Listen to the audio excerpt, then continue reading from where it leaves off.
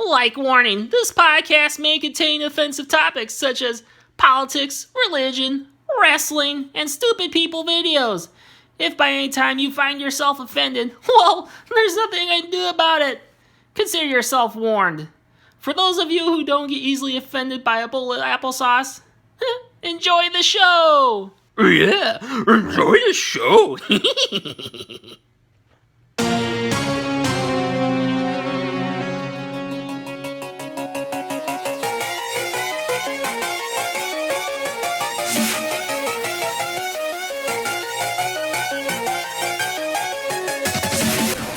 Attention, target shopper!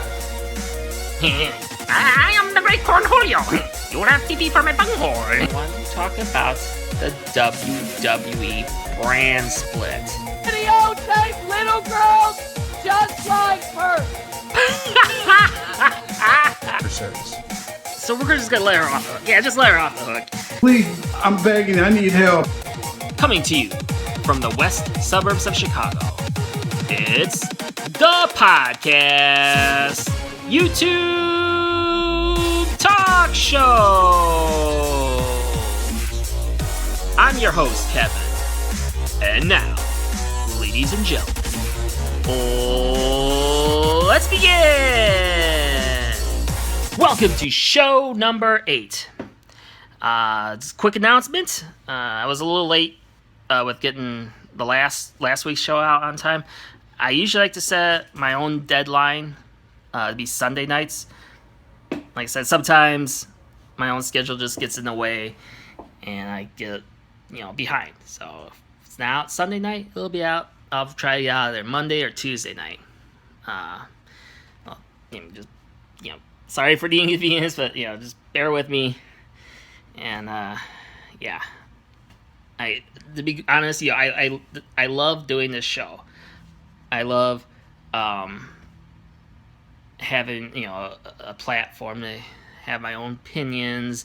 Most importantly, to share my own opinions with the internet, and that's why I always say I'm open to feedback, and I leave the comment section on for a reason, for people to use. They want to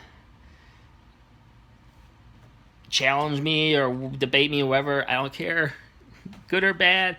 I like to read all sorts of comments. But anyway, moving forward with this week's show, have I got some interesting segments. So I want to start with the first segment here, being news segment. Out of how many of you people out there have heard of the Ark Encounter? That's right. Ken Ham, from what I understand, used taxpayer money to make an Ark replica, Noah's Ark replica, to biblical size. It was word that was depicted in the Bible. To be quite honest, my honest opinion, I've seen online virtual tours of the Ark Encounter, and I'm not really impressed. Maybe I'd be more impressed to actually see it in person, but I have a feeling though, it would be just a one-time experience for me, just something hey, this is something, hey, look, I went to Ken Ham's Noah's Ark replica. I mean, I would definitely, if I was there, I'd go see it. I'd take a tour of it, spend, pay money for a ticket, whatever, take a tour, and that'd be all for me. I'd be okay, seen it, done it, next, I just don't see the appeal of going back.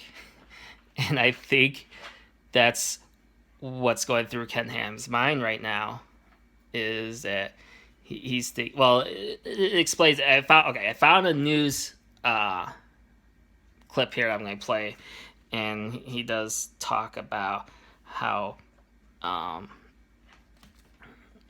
he wants to make it an attraction for Christians. And probably Jewish people too, because, Jewish people actually believe in the Old Testament too. So, anyways, well, let's just play the clip, and I'll stop it along the way, as I usually do, and I, insert my own opinions on it. So, let's get started, shall we? More local news now. Thousands of people are in Williamstown, Kentucky. They want to see the new Ark Encounter for themselves. The structure, look at this, it's a replica of what Noah's Ark would have looked like. 9 on your side's TJ Parker is live in front of that Ark with what people saw just days before this opens to the public. It's huge, TJ. It's going to be huge. Sorry, I couldn't resist. Anyway, continue. Yeah, Tanya, this structure really is made of biblical proportions. What do you mean, biblical? What he means is real Old Testament, Mayor. Yeah, real wrath of God type stuff. Fire and brimstone coming down from the sky, rivers and seas boiling, 40 years of darkness, earthquakes, volcanoes, the dead rising from the grave, human sacrifice, dogs and cats living together, mass hysteria. Again, I couldn't help myself when they keep throwing that word around, biblical. I keep thinking back to that scene in Ghostbusters. Anyway, continue. This is the largest freestanding timber structure in the world. The building of this ark has excited a lot of people, but also has caused a lot of controversy. All right, stop right there. Yeah. It has caused a lot of controversy. I agree with that. And I think really the only one who's really excited about is Ken Ham. But anyway, continue. Overwhelmed, first of all, at the size. I think it's fabulous. And I think it's a waste of taxpayer money. Folks in awe of this 510-foot long, 80-foot high replica of Noah's Ark. Wait, foot long? What is he? Okay, never mind. Just I don't know what he meant by that. But anyway, continue. To actually build it in a biblical way is fantastic. The Ark Encounter sits on land just off I-75 near... Well, I hope it was sit on land. I mean, I can't imagine Ken Ham putting this thing out in the water. Unlike, well, okay, another news story not related to this particular story. There's this billionaire guy makes a Noah's Ark replica, but this guy actually tried to actually sail his Ark on the open seas. And last time I checked, he didn't get very far because that Ark ended up getting into an accident with another boat and left a big hole on the side of its hull. Yeah. Oh, anyway, I'm kind of getting off track here, but continue with this news clip.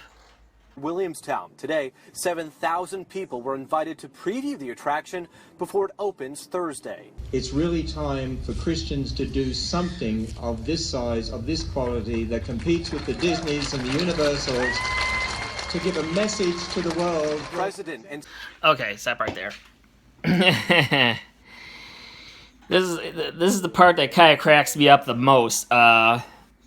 He's talking about wanting his attraction to compete with the Disneys and the Universal Studios. One problem with that. Okay, first of all, Disney and Universal Studios have far more appeal to the audience, to the general public, to want to come see their stuff, ride their rides and stuff like that. Like I was saying before I played this news clip, right now I do not see the appeal of like, hey, let's take the family to Noah's Ark Encounter because it's gonna be a fun day. I mean, you might be able to do that for like a one-time visit. Like, yeah, this is different. Obviously, like I was saying, like this is different. Okay, let's go see this, go see it, and then once you've seen it, what's the appeal of going back? Is basically what I'm trying to say. See, like with Disney and Universal, there's always an appeal to go back to those places because they change up rides every so many years or so like that, or they put new attractions. But overall, I mean, like, I've been to Universal Studios, and I would still go back to Universal Studios because it was nice. This was fun. I like the rides that I went on. I go on the same rides because it's fun. Like here in the Chicago area, I always go to Six Flags Great America. Why? Because it's fun. There's always something fun to do. And so there's definitely a reason to go back. It's not just like Six Flags is like a one-time deal. That's the problem I see with this arc. The only appeal to go to this arc is just to say, oh, I went there, or I checked it out. To go back constantly, or like to say, hey, or recommend people go. I guess you could recommend people go see it, but like, it's just like it just feels like a one-time deal. Anyway, let's see what else he has got to say here. CEO of Answers in Genesis and the Ark Encounter, Ken Ham, spoke to the crowd about his vision for the Ark. Over the next 10 years, he expects it'll have an economic impact of $4 billion and bring in 20,000 jobs to Kentucky. See, that is what I call a pipe dream. But anyway, what were you saying, Ken? I think we're going to see more people here than we ever dreamed possible. Ham expects 2 million people to visit the attraction every year.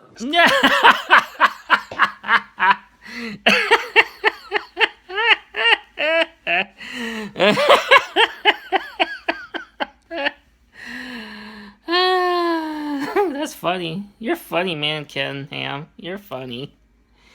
Not to burst your bubble, but from what I've gathered, from what I've seen in the news clips of the grand opening of the Ark, there was a really low turnout. Okay, let that kind of set the bar here to your expectations. I predict that this hunk of wood with synthetic building materials that I'm sure Noah would have used if he had the resources to him. I predict that this Ark Encounter is going to shut down maybe within a year. Like, I would give it a year before they shut this part, before he's forced to shut the Ark down because he's losing revenue on this, losing money. Let me just put it this way, kind of like make a bet with the internet, I guess. Who all out there? How long do you think this Ark's going to last? I give it about a year, but anyway, that's just my opinion. Continue. This is not okay. Some people, though, aren't very happy about the building of the Ark. President of Tri-State Freethinkers Jim Helton claims it's anti-science, immoral, and anti-LGBT. This is very, very dangerous. They're telling the people the Earth is only 6,000 years old, not billions of years, and they're denying evolution. Despite the controversy, Ken Ham says he's hopeful this will spread the Christian message around the world. It doesn't matter whether people agree with our biblical stand or not. As a Christian ministry, even non-Christians are fascinated by this. They want to come and see Noah's Ark. Well, I'm okay, Ken. I agree. I'm sure there's going to be people out there, like non-Christians out there, that are going to be like, non-Christians, non-Jewish. I'm sure there's going to be people out there, like atheists, that are going to be like, hey, let's go see the Ark. I wouldn't be surprised. Yeah, I'm sure. I mean, I've already heard like atheists, some atheists have actually toured the Ark. Yeah. Oh, I'm sure they're going to want to come see it. But it kind of goes back to what I was originally saying. They're going to see it one time, And that's going to be basically all, or that's going to be enough for them. And they're going to move on. I think the only people that are going to go back to, or really excited, hey, let's go back to see us again, are going to be like, well, people like Ken Ham. Alright, move on to my next segment here. Yeah, the next one is going to cover conspiracy theories, my favorite subject. Yay! But in this segment, instead of, well, it's not really a video, so I can't call it stupid videos. So I'm going to call this one Tinfoil Hat Hour. Okay, before I begin, I'm just going to wait right here. Before I begin, I'm going to put on my tinfoil hat. Okay, put that on. Of course, you can't really see me doing it, but that's okay. And I'm just going to wait right here until everyone else gets their tinfoil hats on.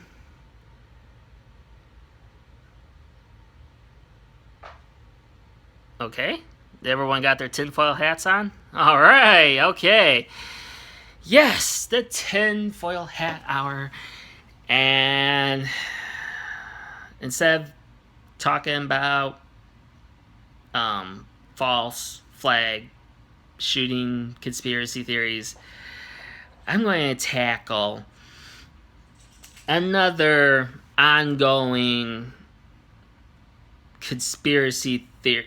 Well, stupid ass conspiracy theory. CemTrails. Yes, I'm going to talk about chemtrails, but not just any chemtrail conspiracy theory. I'm going to talk about Kylie Jenner's tweet. Now, I mean, this is an old tweet, so nothing new, but like, you know, I've never.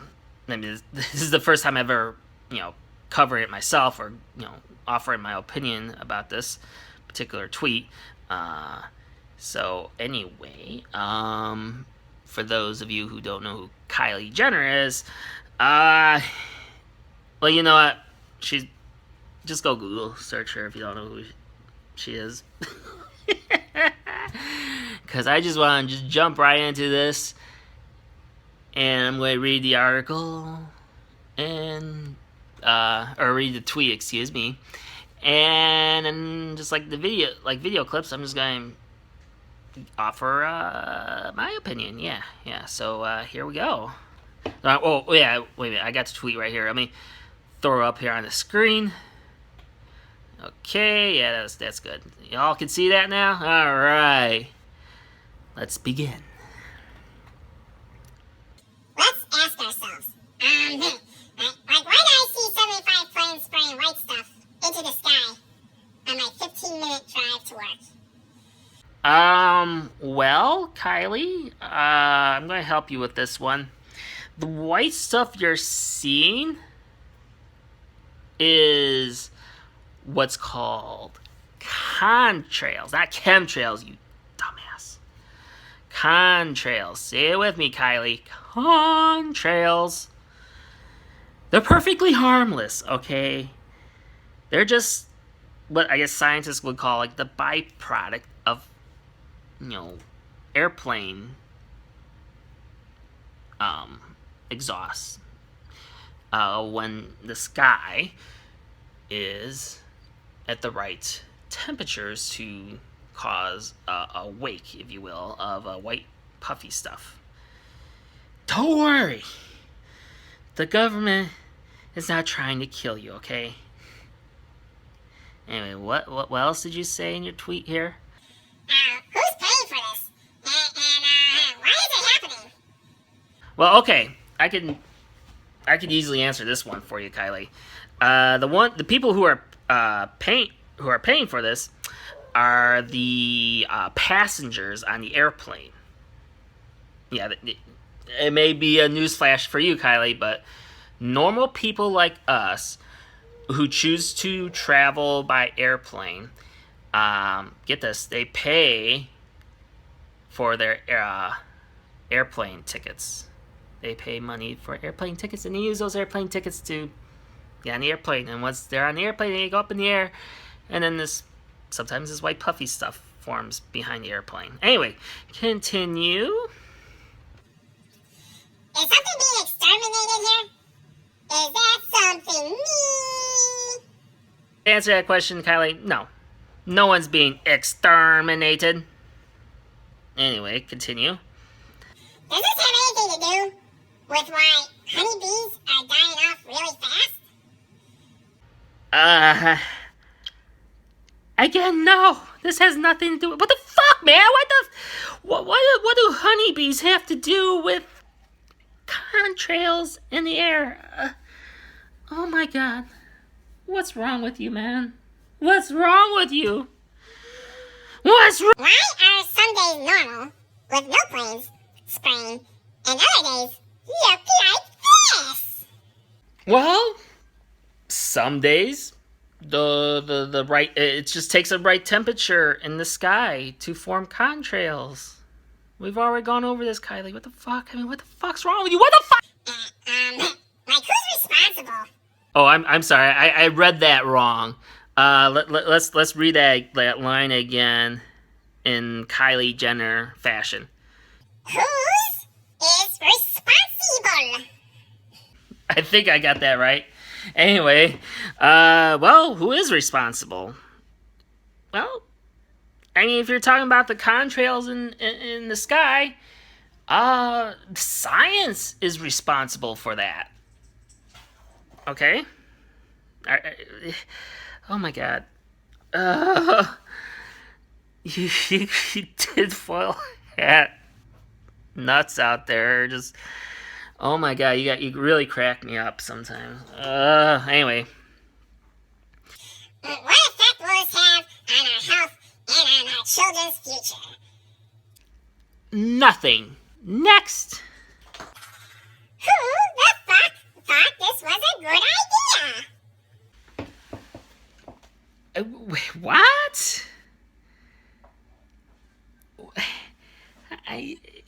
It's science, bitch! Science is not a person. It's not like a living being, okay? Science is responsible for contrails, okay? No one is sitting behind a desk giving orders saying, Exterminate the public! Exterminate! With chemtrails. I mean, no one's saying that. God damn it, woman. Oh my god. Anyway, there's one last line here. Am I the only one who sees this?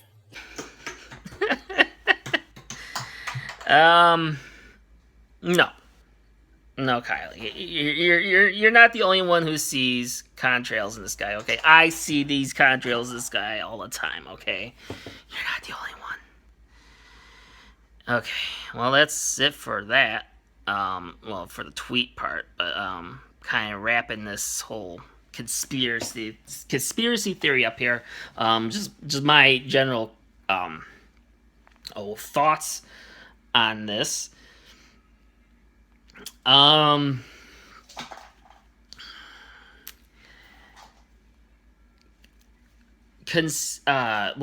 Okay. The chemtrails theory falls apart when you start using simple logic. When you start using logic. Like, and what I'm talking about is the people. Okay. But back this up. Let's say the chemtrail theory is real. Like the United States government really is trying to exterminate the public with toxic air pollution from the airplanes. I mean, that's how they're doing it through the airplanes. Let's say if that's real, okay? Do you realize the people giving the orders, delivering the toxin, poison, the people flying the airplanes, like everyone involved in on the conspiracy theory, they too are going to be subject to the very same poison that they're trying to use to kill off the general public with. They're going to be affected. So, I mean, I don't care how much money the government would offer me to carry out a chemtrail conspiracy theory. I don't care how much money the government's going to offer me, because I'm not going to take that. You know why? Because I have to breathe the same fucking air that all the rest of you people on this planet have to breathe. We all breathe the same air. Everyone I know, like friends, family, pets, everybody, we all breathe the same air. I would never take part in a conspiracy to help kill off the general public when it's going to affect me too. Like, I'm going to sell myself out to millions of dollars to kill off myself. I mean, dude, oh my God, wow. Do you see how stupid that sounds when you start applying simple logic? Oh. Kylie. I think your tinfoil hat is too tight on your head there. You need to loosen it up a bit. It's cutting off circulation to your brain. Oh, Kylie. Just stick to what you're good at, and that's being eye candy on TV and whatnot, whatever. Well, that was fun. What do you guys think of tonight's show? Leave a comment in the comment section below. If you like what you saw, please help this video by giving a big old thumbs up. And if you really liked what you saw tonight and you want to help out, I hope you would consider checking out my Patreon page. Check out some of the perks there. That I would very much appreciate that. Thank you. And then there's the Facebook fan page, and that's about it. So, I guess I'll just see you all next week. Goodbye.